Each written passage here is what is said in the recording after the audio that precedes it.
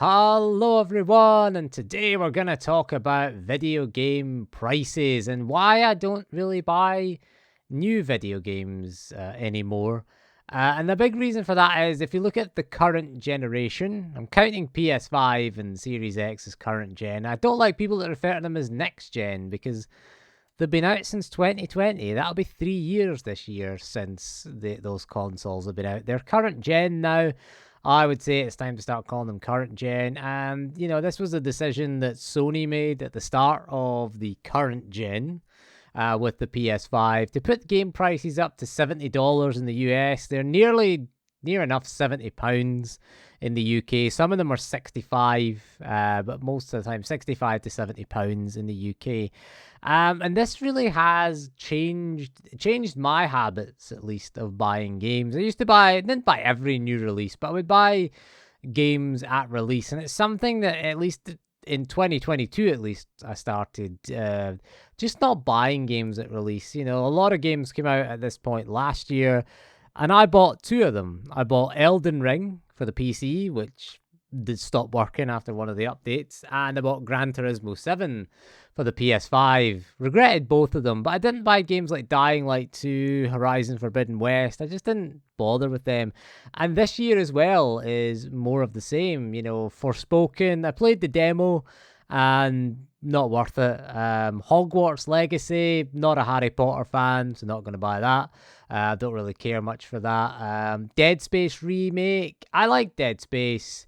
But I'm not paying full price for the remake of it. I mean, I'm someone who can't really find any flaws with the original Dead Space. I mean, okay, visually it's been updated, but yeah, I played the original on the Steam Deck, the original Dead Space from 2008, and it was pretty good. And I'm someone who's like, you know what? I'm quite happy with that version. I'm not paying £70 for the remake of Dead Space, especially when they haven't really added much new. It just seems like the same game with a visual upgrade. The Last of Us Part 1 was the same on PS5. Again, £70 for that? No chance there. Played the original, played the remastered version on the PS4, and, I'm happy with those versions. I don't really feel like I need to spend all that money again. I'll probably pick up Dead Space when it drops in price. That's the other thing about these games is, that the prices are going to come down.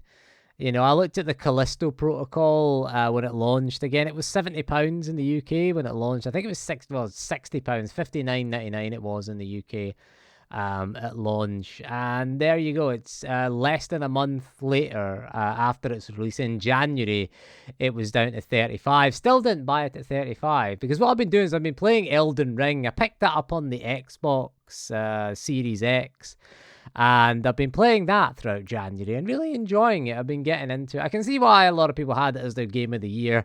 Personally, I went for Vampire Survivors as my game of the year. But I can see having got into it and it doesn't crash and it doesn't stutter. Yeah, it's pretty decent actually on the console there. And I do like it. I think it is the easiest Souls game that I've played. You can certainly exploit the AI, the poor AI. You can exploit that to your advantage. And being an open world game, the AI doesn't pursue you for very long. So just go back, wait till the AI gives up, run back, backstab, win. And you can do that. You can use stealth. I mean, I'm playing as a sorcerer, so I guess I'm playing on easy mode. But I do think it is one of the easiest Souls games. Again, you can just exploit the AI. The AI can't pathfind. They're really terrible at pathfinding. And they kind of just give up pursuing you after a while. And you've got a horse as well. Use Torrent. BitTorrent, I call it. BitTorrent, I call my horse. And just get on your horse and run away from most enemies. They give up, go back to the patrol route, stealth up to them, Elden Gear Solid style, backstab, win. You're guaranteed to win it. Okay, you have to do it multiple times, but yeah, it's not bad. I think it's a pretty easy game. I've been playing that. I put about 60 odd hours into it now, and quite a good way into it now, and I'm enjoying Elden Ring at the moment. And I thought it was one of the best games of last year. Again, I only paid like 27 quid for that on the Xbox, so that was pretty good. That was a good buy. I spent most of January playing Elden Ring. The bosses can be difficult as well. I think that's the only thing where the real challenge comes in Elden Ring is from the bosses. They can be quite challenging and difficult at times, but usually you can get over them. You can always summon. I like summoning skeletons. That's my advice, because the skeletons, when they die, they respawn. So you just use the skeletons to tank the boss, and then sit back and spam magic. That's my strategy. It's a cowardly strategy, but it's effective. But anyway, we'll get back to modern games. Modern games, I just don't think, games launch with bugs, games launch very poor.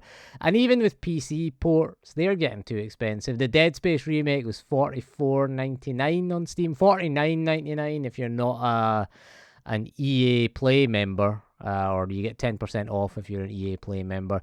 But even still, my limit for PC games is £35. That's my limit. When it comes to PC games, I'm not paying any more. If the game comes out and it's more expensive, I'm going to wait. I'm just going to wait for a sale. And I think that's the ultimate for this generation. If publishers just want to increase prices, that's fine. I'm just not going to buy the game. I'm just going to say no to a lot of games. What am I looking forward to this year? Spider-Man 2 is coming out. That should be interesting on the PS5. You've got Resident Evil 4 remake. I might buy that. I might be tempted with that one, though. That might tempt me in March. The Last of Us Part 1 is coming to PC. It's been delayed until the end of March. It's now coming on the 28th of March. It was initially the 3rd of March, I think it was, but it's been pushed back to the end of March. Star Wars Jedi Survivor, that's been pushed back to April. I'm not that bothered, though, if a game's delayed nowadays. I'm like, I probably wasn't going to buy it at launch anyway. I haven't finished Jedi Fallen Order, so for me, I'm pretty pleased that that's been pushed back to April. It gives me a chance to finish that.